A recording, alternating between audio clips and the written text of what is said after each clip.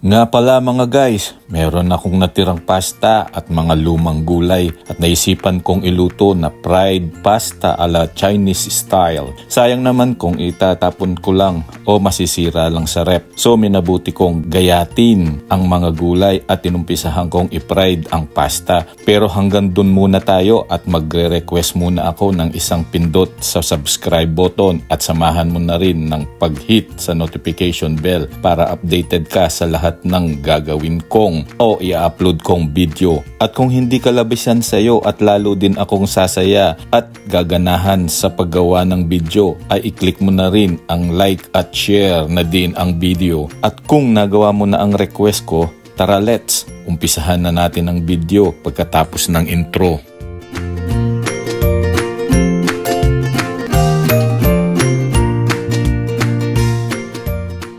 Ayan na nga at nagpa-fried na ako ng pasta at kasalukuyan kong babaligtarin. Ay wow naman, chef na chef ang dating ah. So hahayaan ko lang ng 3 minutes ito at pagkatapos isasalin ko na sa lalagyan. At uumpisahan ko na rin igisa ang mga sahog natin.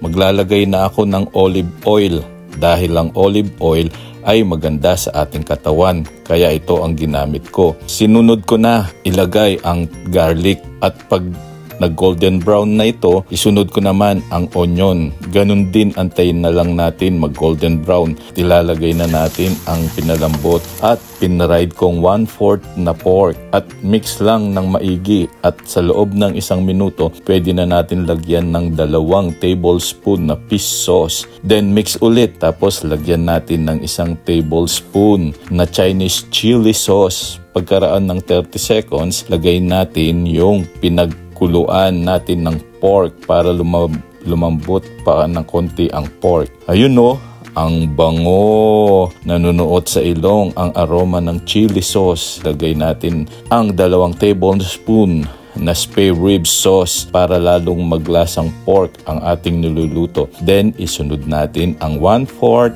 kilo na bichuelas or green beans at isunod na rin natin ang 1/4 din na ginayat na carrots at i-mix lang ulit ng 2 minuto para medyo half cook ang ating gulay para mas masarap kainin. Then isunod na ang ginayat na maliit na repolyo na may timbang din na 1/4 kilo. Then mix lang ulit ng maayos at takpan. After 3 minutes, buksan na natin. Ayun, kumukulo na. Kaya nagse-separate ako ng 1 mangkok na gulay para pag nailagay na natin ang fried pasta, ilalagay natin sa taas ang sineparate nating gulay. Ayan, ilalagay ko na ang fried pasta at ang gulay sa taas at i-mix lang ulit. Then last, isunod ko na rin ilagay ang dahon ng celery at i-mix lang ng maayos at pagkatapos hayaan ng 3 minuto. Ayan, luto na.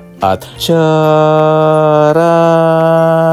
Ayan, pasta fried with spare rib sauce a la Chinese style. At dyan nagtatapos ang ating pagluluto at nawa nasarapan ka sa aking inihandang fried pasta with spare rib sauce a la Chinese style. Hanggang sa muli, maraming salamat sa iyong panonood. God bless us all. Bye!